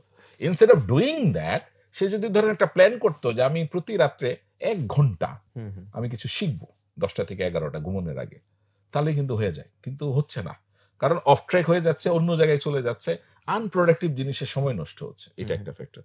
আরেকটা হচ্ছে সেলফ মোটিভেশন। ভাই পৃথিবীর কেউ আপনার মোটিভেট করবে না, nobody, unless you motivate yourself. এটা মনে রাখবেন, পৃথিবীর কেউ আপনাকে মোটিভেট করবে না, বাবা মা ছাড়া আপনাকে কেউ মোটিভেট করবে না। এটা করো সেটা করো, আপনাকেই করতে হবে। আমরা এই জায়গাটা ভুল করি, আমরা মনে করি কি আমার না জীবনে কোনো উৎসাহ ছিল না, প্রেরণা ছিল না। আরে ভাই, ভাত খাও কে? তোমার পেটে যখন ক্ষুধা লাগে। আপনার যখন ক্ষুধা লাগে, ভাতটা খাই কে? নিজেরই আপনি খান। রাইট। তো আপনার যখন ক্ষুধা, আপনার ক্ষুধার উপরে ডিপেন্ড করছে how you design your life and lifestyle. এটা আপনাকেই করতে হবে। এখন বলবেন সেলফ মোটিভেশন পাবো কোন জায়গা থেকে? আমি সেলফ মোটিভেশনের জায়গা একটা খুঁজে পেয়েছি, সেটা হচ্ছে প্রেয়ার। ওকে, ঠিক আছে? প্রেয়ার হচ্ছে দ্য বেস্ট প্লেস। আপনি যে রিলিজনের, আমি ভেরি প্রাউড টু বি এ মুসলিম। আমি বলবো যে আমি 5 ওয়াক্ত নামাজে গডের কাছে যখন কান্নাকাটি করি, আমার টক্সিন রিলিজ হয়, I feel energize and I get so many opportunities. আপনি যখন বলেন যে আসলে আপনি এখন স্যার কি করেন, আমি বলবো যে আসলে আমার কোনো ইনস্টিটিউশনাল কোনো মান্থলি কোনো ইনকাম নাই, I can't tell you, but I can earn such amount of money, I lead a standard life, আলহামদুলিল্লাহ। এটা কোন জায়গা থেকে আসছে? The power of prayer. আমি কোনো কিছু চাইলে গডের কাছে চাই, আল্লাহর কাছে চাই, কিন্তু পাশাপাশি আমি চেষ্টা তদবিরে করে যাচ্ছি। আমি using my brain to get people connected, কাদের সঙ্গে আমার কানেকশন হলে I can open up the opportunities. So self motivation ভাই আপনারই করতে, আপনারা কেউ মোটিভেট করবে না যে আপনি কালকে না সি হয়ে যাবেন, কাজ শুরু করে দেন না। You have to do it all by yourself. আপনাকে প্ল্যান করতে হবে, যদি এমবিএ না থাকে একটা এমবিএ করেন, ক্রেডেনশিয়াল নেন। যদি মনে করেন কোনো পার্টিকুলার স্কিল জানেন না, স্কিলটা সবচেয়ে আগে আসলে বের করেন তো কোনটা আপনি খুব কমফোর্টেবলি করতে পারেন। আপনাদের এখানে এরকম ভুরি ভুরি উদাহরণ আছে লেখকের যারা আসলে ওইটার স্পেশালিস্টই না, কিন্তু মানে তারপরে বই লিখে ফেলছে। বই লিখে ফেলছে, এখন লক্ষ লক্ষ টাকা কামাচ্ছে শুধু বই বিক্রি করে এবং কোর্স রান করে, উইদাউট মেনশনিং নেম, হয়তো পিপল উইল আন্ডারস্ট্যান্ড। কারণ কি, আমি আপনাদের এখানে বসে আমার অ্যাসোসিয়েটকে বলছিলাম, it's the passion, passion brings you the right profession. আপনি যেটা করছেন এটা যদি বলে পাগলামি আর কত করবেন, আমি বলবো যে যতক্ষণ পর্যন্ত না দেখেন যে আপনার এটাকে আপনার লাইভলিহুডের সঙ্গে কানেক্ট করছে, পাগলামি করে যান। ভাই এখানে একটা বিষয় যে স্কিল ডেভেলপ করতে হবে, আমাদের প্যাশনের পেছনে ছুটতে হবে, এরকম তো আমাদের করতে হবে, আমরা এরকম অনেক কথা শুনি। Correct. এখন ইনফরমেশন তো আমাদের কাছে অনেক অ্যাভেলেবল, আমরা চাইলে একটা বিষয় হচ্ছে স্কিল ডেভেলপ করতে পারি True. ইউটিউব থেকে অথবা True. বিভিন্ন কোর্স করে। হুম। এখন একজন মানুষ কিভাবে বুঝতে পারবেন যে আসলে আমার এই পার্টিকুলার স্কিলটাই ডেভেলপ করা উচিত, এইটা করলে আমার বেনিফিট হবে, এইটাই রাইট পাথ অথবা রাইট ওয়ে, কিভাবে উনি বুঝতে পারবেন? নাম্বার 1 হচ্ছে প্রথমে নিজে একটা জাজ করার চেষ্টা করতে হবে, সেলফ অ্যাওয়ারনেস যেটা বলি, যে আচ্ছা আমি যখন কথা বলি মানুষ কি আমার কথা শুনে সুন্দর করে, আমি বললে কি এটা প্রভাবিত হয় নাকি কনফ্লিক্ট হয়, ঝগড়াঝাটি হয়, রাইট, নাকি আবার তার সঙ্গে এটা এই কনফ্লিক্টটা ম্যানেজ করা লাগে, তাহলে বোঝা যাচ্ছে তার কমিউনিকেশনের সমস্যা। এটা একটা। আরেকটা হতে পারে আপনার কো ওয়ার্কার্স কলিগস যারা আছে তাদের ভিতরে তো একটু 19-20 থাকে, কারোর সঙ্গে একটু ভালো সম্পর্ক, এটা হয় না, এটা কিন্তু একটা আলাদা একটা বন্ডিং তৈরি হয়। Right. Ask those people frankly যে আচ্ছা আমার বলেন তো আমি কিভাবে, দুইটা হতে পারে, একটা হচ্ছে পজিটিভ, আমার কি কি নেগেটিভ জিনিস আছে, দেখবেন আপনার নেগেটিভিটি বলতে আমার এত ভালো লাগে আর আমার নেগেটিভিটি আপনার বলতে কিন্তু অনেক মজা লাগে, তাই না? আচ্ছা, এতে আপনি ডিমোটিভেটেড হন, আমি ডিমোটিভেটেড হই, এটা ঘুরে ফেলি। আচ্ছা আমার কি কি জায়গা আমার ইমপ্রুভ করলে ভালো হয়, কলিগরা, ওয়ার্ডটা একটু চেঞ্জ করে ইয়েস, দেয়া। আমার কোন কোন জায়গায় ইমপ্রুভ করলে আমার আরেকটু কাজ ভালো হবে। তো এটা পার্সেন্টেজ আমার কাছে আছে রিপোর্ট যে আপনার মোটামুটি 70% কলিগ কোয়ার্কার আপনার মিসলিড করতে পারে বিকজ আপনি তার কম্পিটিটর, এটা কিন্তু সত্য কথা। ওকে। আবার 30% আছে যারা আপনাকে জেনুইনলি বলবে, এটা একটা। আরেকটা হচ্ছে আপনার অ্যাবভ দ্য লাইন, আপনার সিনিয়র, রাইট। এই সিনিয়র যখন বলবে আপনার কষ্ট লাগবে না, কারণ দিনের শেষে বস তো, boss is always right, right. কিন্তু বস কোন জায়গায় আপনার ত্রুটি খুঁজে পাচ্ছে, অফকোর্স আপনার ম্যানেজার লিডারশিপ এক একটা এক এক রকম ডিফার করে, কিন্তু তাকেও জিজ্ঞেস করে যে মানে হোয়াট এম আই মিসিং, আমার কি কি কম্পিটেন্স গ্রো করার দরকার আছে, আমার কি অ্যাটিটিউডের সমস্যা, আমার কি নলেজ ঠিক করতে হবে, আমার কোন স্কিলটা হলে ভালো হয়, আমার হ্যাবিট কোনটা ব্যাড হ্যাবিট সেটা আমাকে একটু আইডেন্টিফাই করে দেন। এবং আরেকটা হচ্ছে আপনার ফ্যামিলি মেম্বার্স, ওকে।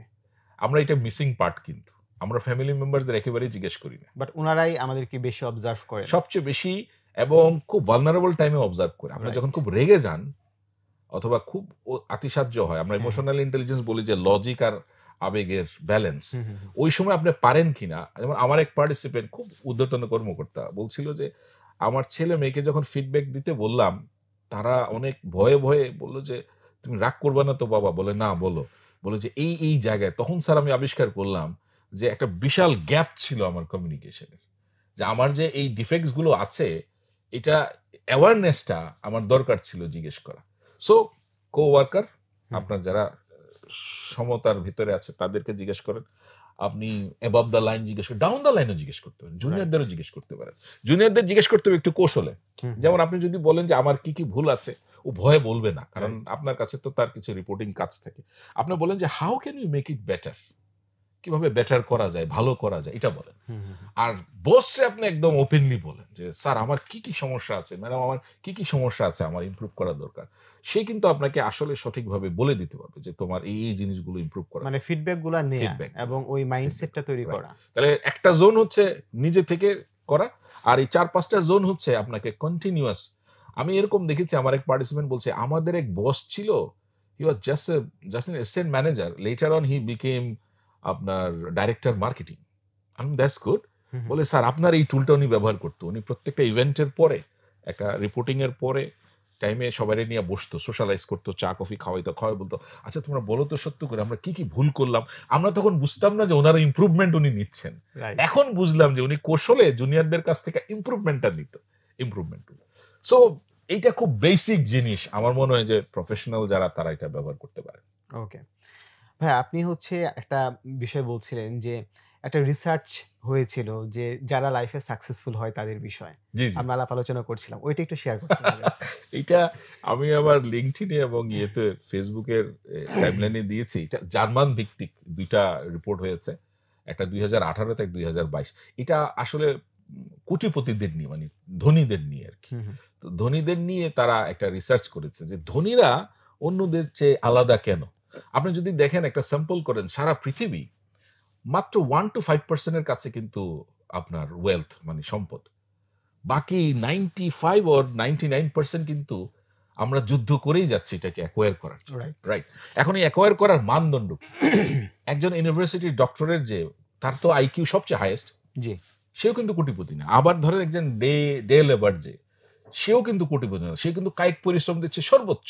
আর ইউনিভার্সিটির যে ডক্টরেট প্রফেসর, সেও কিন্তু তার সর্বোচ্চ মেধা ব্যবহার করেছে। কিন্তু কোটিপতিটা হতে পারছে না। তাহলে কি বৈশিষ্ট্য আচ্ছা, আসলে দরকার? এটা আমি জানি না আপনি এটা কেন ডিসক্লোজ করলেন। মনে হয় যে দর্শকরা হয়তো কোটিপতি হওয়ার আশ্বাসে এটা ব্যবহার করতে পারবে। তারা ৪ টা স্পেশাল কোয়ালিটি পেয়েছে এই ধনীদের ভিতরে, এবং আমি অনেক ভেবেছি, অনেক কানেক্ট করেছি, অনেক ঘাটাঘাটি করেছি। দেখেছি আসলেই ৪ টা বৈশিষ্ট্য খুবই গুরুত্বপূর্ণ। একটা হচ্ছে যে অধিকাংশ ধনীরা, যারা আসলে সততার সাথে নিষ্ঠা, পরিশ্রম দিয়ে অ্যা তারা ধনী হয়েছে। কারণ ধনীর আবার ২ টা পার্ট আছে। একটা হচ্ছে হুম, আপনার ইল ওয়েলথ, আরেকটা হচ্ছে ওয়েলথ। মানে হচ্ছে একটা হলো সত্যিকারের সম্পদ দিয়ে তারা পরিশ্রম করে করেছে। আরেকটা হচ্ছে ২য় পদ বা ২ নম্বরি করে যেটা করেছে হুম, হুম। সেটা। তারা বলেছে ১ম পদ যেটা, সেটা পরিশ্রমের মাধ্যমে যেটা করেছে। এই ধনীরা মানুষের জন্য কিছু করতে চায়, সমাজের জন্য কিছু করতে চায়। আপনি এখন বললেন যে নেম ফেম এর জন্য করতে চায়। এটাও তো খারাপ না। আপনি একটা স্কুল মাদ্রাসা দিতে চান, একটা দাতব্য প্রতিষ্ঠান দিতে চান। এটা খারাপ কি? কারণ আপনি সমাজের অনেকগুলো মানুষের বেনিফিট তো উপকার তো পাচ্ছে করছেন। উনারা। জি। এখন ধরেন আপনার নামের যদি একটা কলেজ হয়, একটা স্কুল হয়, এতে তো আল্টিমেট যে প্রান্তিক যারা উপকারভোগী, তারা হুম, তো হুম। উপকার পাচ্ছে। রাইট। এইটা কিন্তু গবেষণায় দেখা গেছে যে অধিকাংশ ধনীরা যারা সততার সাথে ধন অর্জন করেছেন, তাদের ভিতরে একটা যে what can I do for the mankind? What can I do hmm, for hmm. the society? হুম, হুম। এইটা একটা মাইন্ডসেট কাজ করে। এটা দেখেন, এটার একটা জিনিসও আছে। এটা করতে গেলে কি লাগবে? টাকা লাগবে। এটা করতে গেলে কি লাগবে? আপনার এনার্জি লাগবে। হুম, হুম, হুম। এটা কিন্তু আপনাকে তাড়িত করছে। রাইট। প্রমাণিত হয়েছে এটা। দ্বিতীয়টা হচ্ছে যে এরা আসলে সবকিছুতে তাদের যে বিষয়ে assertive থাকতে চায়। আমি এটা করতে চাই। ১ম এ মনে হতে পারে মানুষ হাসাহাসি করে। যেমন এলন মাস্ক যখন আপনার স্পেস যাওয়া নিয়ে, আপনিও বোধহয় হাসছেন, আমিও হাসছি বলে ব্যাপারটা পাগল হয়ে গেছে। এখন কিন্তু অনেকেই তার সাথে রেজিস্ট্রেশন করছে যাওয়ার জি। জন্য। ইলেকট্রিক গাড়ি নিয়ে যখন আসলো, সবাই বলছে তার মাথায় সমস্যা। এখন কিন্তু সবাই তার সঙ্গে মিশে গেছে। বলছে যে না, হি ইস ডুইং দ্য রাইট থিং। তো ১ম এ যখন আপনি করবেন, তখন আপনি পাগল হিসাবে পরিগণিত হতে পারেন, কেউ আপনাকে না করতে পারে। ওই সময় যে ওই লোকগুলো রেজিস্ট করেছে যে না, I am doing the right thing. As long as I am doing on track, I am doing the right thing. এই ২য় বৈশিষ্ট্যটা হচ্ছে যে তারা তাদের ব্যাপারে নেগোশিয়েট করেছে, উইন করেছে, নিজেরটা নিজের অবস্থানে অনড় থেকেছে, সরে আসেনি। নীতি লেগে থেকেছে। লেগে থাকে। ৩য়টা হচ্ছে উনারা কোনো কিছু, কোনো কাজকে অবহেলা করেননি। যেকোনো কাজ করেছে। আপনি যদি ৩-৪ জনের স্যাম্পল নেন, দেখবেন যে আমরা ওয়ারেন বাফেটের কথা বলি, he was one of the best salesman. Started his career with salesmanship. এখন দেখেন সেলসে আপনি লোক পাবেন না। আপনি এখনই বলেন যে আমার কালকে ১০ জন সেলসম্যান লাগবে। কেউ আসবে না। সবাই ডেস্ক জব করতে চায়। সবাই সবাই ডেস্ক জব, মানে এসিতে থাকতে চায় এবং একটু হ্যাঁ, আপনার ওয়াশরুমে যেতে চায়, টাইসুট ঠিক করতে চায়। কেউ ফিল্ডে যেতে চায় না। বলে এইটা ভাই অনেক কষ্টের কাজ। কিন্তু এই সেলসম্যানশিপ যে তাকে পথে, পথে এত কিছু শেখায়, এত মানুষের সঙ্গে তাকে মিশতে শিখায় এবং সে এতগুলো মানুষকে সে চেনে, তার জন্য আসলে ধন অর্জন করা কোনো আসলে বিষয়ই না কিন্তু। হ্যাঁ। আরেকটা বিষয় হচ্ছে যে আপনার আ ধনীরা যে জিনিসটা সবচেয়ে বেশি মানে অনুভব করে, তারা আসলে একটা আপনার ইয়েতে থাকতে চায়, একটা গ্রুপিং এ থাকতে চায়, একটা দলগত, ওই যে লাইক মাইন্ডেড পিপল যারা, রাইট। তাদের সঙ্গে তারা কিন্তু কোলাবোরেশন থাকতে। আপনি দেখেছেন হয়তো বিল গেটস এর সঙ্গে ওয়ারেন বাফেট ঘুরে বেড়াচ্ছে। হ্যাঁ, অনেকদিনের রাইট? বন্ধুত্ব। এবং রাইট। তারা কিন্তু এরকম একটা চেইন বের করে দিচ্ছে। একজন আরেকজনকে অ্যাপ্রিশিয়েট করছে। এখন দেখেন, নেগেটিভিটি সবারই আছে। হাতের ৫ আঙ্গুল সমান না। আমরা যদি ধরেন আমাদের দেশে বিলিয়ন ডলার ৮ টা কোম্পানি আছে। ৮ টা কোম্পানির মালিকগুলো দেখেন, সবার কিন্তু একই রকম পদ্ধতি না। প্রাণ আরএফএন গ্রুপে যিনি আছেন তার সাথে তো সিটি গ্রুপের মিলবে না, আবার সিটি গ্রুপের সাথে এসালম গ্রুপের মিলবে না, এরকম নানা রকমের ভিন্নতা কিন্তু প্রত্যেকটা কোম্পানির কালচার আলাদা আলাদা, কালচার আলাদা, তারপরে আপনার এথিক্স ভ্যালুজ আলাদা, রাইট। এটা থাকতে পারে। কিন্তু তার মানে এই না আপনি সবকিছু জেনারেলাইজ করে ফেলবেন যে ধনী মানেই খারাপ, অর্থই অনর্থের মূল, এটা বললে অর্থ তার আপনার কাছে আসবে না, জি রাইট? তো সুতরাং আপনি যদি সমৃদ্ধি চান, সমৃদ্ধির জন্য অর্থের প্রয়োজন আছে, আপনি বরঞ্চ আল্লাহর কাছে বলেন যে আল্লাহ আমাকে এমন ধনী বানান যেন আমি আরো 10টা মানুষকে সাহায্য করতে পারি। Why not? রাইট। আপনার মাধ্যমে কিন্তু আপনি সদগায়ে জারিয়া করে যাচ্ছেন, আর তার 10টা মানুষকে আপনি হেল্প করার শক্তি আল্লাহর কাছে চাচ্ছেন। প্রে করেন, whatever the religion you belong to, আপনি যে রিলিজনই হন, যদি এটা প্রে করেন দেখবেন যে God will be with you.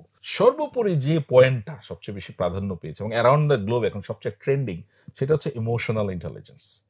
অর্থাৎ তারা কিন্তু যুক্তি আর আবেগ এই দুটোকে ব্যালেন্স করে, প্রথমে তো আবেগ আসলো এটা করে ফেলবো, তাই না, এটা বলেই কিন্তু ওনারা ক্ষান্ত হন, ওনারা লজিক্যালি সিকোয়েন্স করে দেখেছেন যে এটা বাস্তবসম্মত কিনা। আমরা ইমোশনাল ইন্টেলিজেন্স বলতে কিন্তু এটাই বুঝি, যুক্তি আর আবেগের সমন্বয়, রাইট। রাইট? যুক্তি নিয়ে বাড়াবাড়ি করবেন, আপনি আবার ইমোশনালি ফুল হয়ে যাবেন, আবেগ নিয়ে বাড়াবাড়ি করবেন, আপনি আবার ইমোশনালি ফুল হয়ে যাবেন। এই কারণে ওনারা যুক্তি আর আবেগের সমন্বয়ে যে কোনো একটা কাজ প্যাটার্ন তৈরি করে, যার ফলে ওনাদের সফলতাটা বেশি, কারণ আবেগেরও বাড়াবাড়ি নাই, যুক্তিরও বাড়াবাড়ি নেই। রাইট। সুতরাং এটা দেখেন, এই 4টা জিনিস কিন্তু আসলে প্রফেশনালদের জন্য গুরুত্বপূর্ণ, ক্যারিয়ার গ্রোথের জন্য, সবার জন্য। তো আশা করব আপনারা এই 4টা পয়েন্ট মাথায় রাখবেন। এটা যে কোটিপতি বানাবে না তা না, আপনাকে সমৃদ্ধশীল করবে। সমৃদ্ধির কথাটা বলে দেই, 3টা পয়েন্ট আছে। একটা হচ্ছে আপনার সুস্বাস্থ্য নিশ্চিত করবে। আপনি এমন অর্থ উপার্জন করবেন না, এমন ক্যারিয়ারের জন্য যাবেন না যে শেষ পর্যন্ত বাকি যে সময়টা আপনার একটু রিল্যাক্স করে সময় কাটানো দরকার, আপনি তখন হসপিটালে কাটাচ্ছেন। রাইট। সুতরাং 7-8 ঘন্টার ঘুম, নিশ্চিত ঘুম ঘুমাবেন, ব্যালেন্স ফুড খাবেন, পাশাপাশি অন্তত প্রতিদিন হাফ এন আওয়ার এক্সারসাইজ করতে হবে। রাইট। হাফ এন আওয়ার প্রতিদিন এক্সারসাইজ, একদিন ফাঁকি দিতে পারেন, 2 দিন ফাঁকি দিতে পারেন, কিন্তু 5টা দিন যেন আপনি ফিজিক্যাল ফিটনেস থাকে। তারপর হচ্ছে অ্যাবান্ডেন্স, আমরা বলি সমৃদ্ধির এই জায়গাটা খুব গুরুত্বপূর্ণ। অ্যাবান্ডেন্স হচ্ছে বই পড়তে হবে, বই পড়তে হবে, যে বইটা আপনার পড়তে ভালো লাগে। পড়াটা আসলে কি করে আপনার হতাশা থেকে সরিয়ে নিয়ে আসে, পড়াটা আপনাকে কি করে আপনাকে নতুনভাবে কোনো কিছু ভাবতে শেখায়। এবং প্রেয়ার করবেন যথেষ্ট, যখনই দেখবেন হতাশা লাগছে, হতাশ বোধ করছেন, আপনি সৃষ্টিকর্তার কাছে কান্নাকাটি করেন, দেখবেন যে আপনার টক্সিনও বের হয়ে গেছে, আপনি একটা নতুন এনার্জি পাচ্ছেন, জি জি। এবং এই এনার্জিটা আপনাকে অনেক দূরে নিয়ে যাবে। অনেকে ভাইয়া বই পড়তে পারে না, বলে যে আমি আসলে বই পড়তে পারি না। এখানে একটা টেকনিক আছে যে আপনি এখন লাইফে যে জায়গায় আছেন, যে জায়গায় স্ট্রাগল করছেন, ওই রিলেটেড একটা বই খুঁজে বের করুন। Exactly, so sweet. এবং আমি আরো বলি, সময় পাই না, আমার সার্টিফাইড ইয়ে গ্র্যাজুয়েট কোর্সের যারা পার্টিসিপেন্ট তাদের আমি টেকনিক দেব এবং তারা এটা অ্যাপ্লাইও করে। আমি বলি যে প্রতিদিন 5টা পাতা পড়বেন, 5 পেজেস, 5টা পাতা। প্রতিদিন 5 পাতা পড়লে মানে 5 পাতা পড়েন, তো 5 পাতা পড়লে আপনি দেখেন তো 30 দিনে কত হয়, 150 পাতা। It's all about a book like this. আমার ইমোশনাল ইন্টেলিজেন্সের 150 পাতার মতো বই, আপনার এরকম ছোট ছোট বই পড়েন। প্রথমেই আপনার মহাকাব্য পড়ার দরকার নাই, ছোট ছোট অনেক বই আছে, সুন্দর সুন্দর বই আছে, এগুলো দিয়ে পড়া শুরু করেন। আপনার যদি হার্ড কপি পড়তে অসুবিধা হয়, সফট কপি আছে, ই বুক আছে, ই বুক পড়তে পারেন, এখন তো ই বুকের জামানা, আপনি সেটাও পড়তে পারেন। হোয়াট এভার ইউ ডু, আপনাকে বই পড়তে হবে। ভাই বইয়ের প্রসঙ্গ যেহেতু আসলো, আপনার সামনে কয়েকটা বই লেখা আছে, আপনি একটু বইগুলো যদি দর্শকদের দেখান। আচ্ছা, আমার কাছে আমার লেখা 2টো বই আমার হাতে আছে। আরেকটা বই আছে, দি art science and presentation skills, এটা আউট অফ প্রিন্ট, ইনশাল্লাহ আশা করি খুব শীঘ্রই আমরা প্রিন্টে যাব। একটা হচ্ছে ইমোশনাল ইন্টেলিজেন্স, যেটা আমি 2020-এ লিখেছিলাম, এটার উপর একটা কোর্সও রান করছি, সার্টিফাইড ইয়ে গ্র্যাজুয়েট কোর্স। এবং এটা আপনার ইমোশনকে লজিক এবং ইমোশনকে ব্যালেন্স করা শিখাবে। পাশাপাশি গত বছর বইমেলায় একটা বই লিখেছিলাম, ইমোশনাল ইন্টেলিজেন্স অ্যান্ড লিডারশিপ। এই বইটা লিডারশিপটা কিভাবে আস্তে আস্তে গ্রো করা যায়, এখানে অনেকগুলো অ্যাক্টিভিটি ওরিয়েন্টেড কাজ আছে। এটা আসলে আমি বলবো অ্যাকশন ওরিয়েন্টেড, 2টো বই অ্যাকশন ওরিয়েন্টেড, কারণ আপনাকে কিছু করতে হবে পড়ে। এখানে গাইডলাইন দেওয়া আছে কি করবেন প্রত্যেকটা চ্যাপ্টার পড়ার পরে। খুব ছোট বই, মূল্য খুব একটা বেশি না। 2টো বই আপনাদের রকমারি.com-এ পাওয়া যাচ্ছে। রকমারিতে নানা রকমের ডিসকাউন্ট, আমি এই কারণে রকমারির কাছে কৃতজ্ঞ যে পাঠক তৈরির ক্ষেত্রে এই বিষয়টা গুরুত্বপূর্ণ। আমরা যখন টাকাটা দেখি, ওই যে বললাম না যে বার্গার খেয়ে ফেলছি 5,000 টাকায়, কিন্তু 500 টাকার একটা বই কিনতে, 300 টাকার বই কিনতে যেন আমরা ব্যাকআউট করছি যে না এটা কিনে কি হবে। কিন্তু আমি বলবো যে বইটা নেন, যে কোনো বই আপনার পড়তে ইচ্ছা, যেটা রোকন ভাই বললেন যে আপনার যে দুর্বলতা সেই বইটাই পড়ে, যেটাকে ভয় পাবেন এটাকে জয় করার জন্য ওই বইটাই পড়তে হবে, তাহলে দেখবেন নলেজটাই কিন্তু আপনাকে এনরিচ করবে। এবং প্রতিদিন 10 পাতা 20 পাতা পড়ার দরকার নেই। Let's start with 5 pages first. Slowly যান, আস্তে আস্তে আস্তে আস্তে। এখন অনেকে বলে স্যার এটা করলেই কি হয়ে যাবে? দেখেন আপনি ওজন কমা নিয়ে বাড়ানি, আপনি খাওয়ার সাথে সাথে ওজন বেড়ে যায় না, আর আপনার ডায়েট করার 1 সপ্তাহের মধ্যে ওজন কমে না, সময় লাগে। Everything has its own timing to get matured. So এই টাইমিংটুকু আপনাকে দিতে হবে। একবার যদি ভালোবাসা গড়ে ওঠে পড়ার ক্ষেত্রে, একটু আপনার বিল গেটসের কথা বলে দিই, কারণ অনেকে বলে যে এই বড়লোক মানুষকে বই পড়ে কিনা। আমি পার্টিসিপেন্টদের জিজ্ঞেস করি যে আপনারা কয়টা বই পড়েন? বলে কেউ সময় পাই না, কেউ সময় পাই না। আমি বললাম যে বিল গেটসকে চেনেন? বলে কে না চেনে, বিশ্বের অন্যতম একজন বড়লোক মানুষ। আপনি জানেন উনি যে বই পড়ে? বলে স্যার এটা অসম্ভব। আমি বললাম যে ওনার নিজের স্টেটমেন্ট দেওয়া আছে, আমি তখন রেফারেন্স দিয়ে দেখাই স্লাইডে। উনি বছরে 50টা বই পড়েন। তার মানে কি? প্রতি মাসে 4টা, কোনো মাসে 5টারও হয়, 4 12 48। ব্যাগ নিয়ে ঘুরেন, দ্যাটস ইন্টারেস্টিং। ওনারে সাংবাদিক জিজ্ঞেস করলো যে আচ্ছা তুমি বই পড়ার সময় পাও কেমনে? উনি বলে যে before I read the books I choose what books I need. যেটা আপনি বললেন যে আমার কি প্রয়োজন। If I don't understand financial management, আমি তাহলে ফিনান্সিয়াল ম্যানেজমেন্টের উপর বই নিব। আমি যদি ইমোশনাল ইন্টেলিজেন্স না বুঝি, আমি ইমোশনাল ইন্টেলিজেন্স নিব। আমি যদি ম্যানেজারাল লিডারশিপ না বুঝি, আমি ম্যানেজারাল লিডারশিপ বই নিব। That's how he সিলেক্টস the number of books. তারপরে সবসময় ওই একটা বই, যে বইটা সে শুরু করলো তার সাথে সাথে থাকে।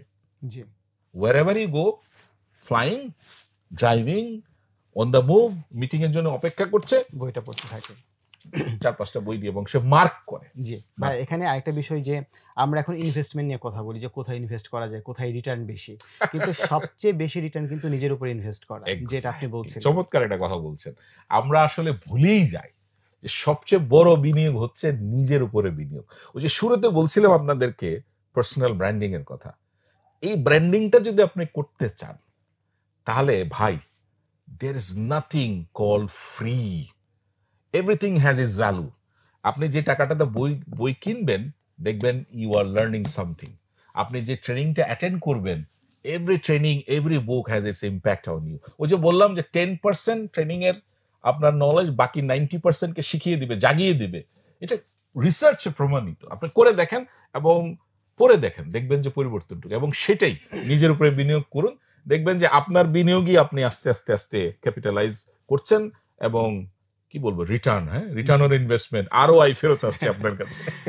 ভাই, আমরা একদম আমাদের পডকাস্টের শেষের দিকে চলে এসেছি। না, আমি যেতে চাই না, তারপরেও যেতে চাই, কারণ শেষ তো করতে হবে। জি, time management is a factor, please. তো তারপরেও যদি আমরা গুরুত্বপূর্ণ কোনো কিছু ছেড়ে আসি, আপনি যদি দর্শকদের উদ্দেশ্যে বলতে চান, সেটা ভাই আপনি একটু শেয়ার করতে পারেন।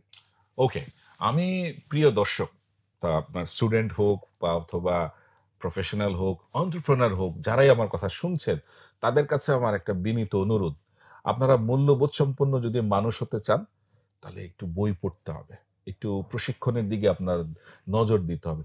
কারণ সনাতনী পুঁথিগত বিদ্যা প্রত্যেকটা বিশ্ববিদ্যালয়, আন্তর্জাতিক, জাতীয়, সবাই এখন এক কথায় বুঝে গেছে যে শুধুমাত্র পুঁথিগত বিদ্যা দিয়ে এই সমাজে টিকা খুব কঠিন হয়ে গেছে।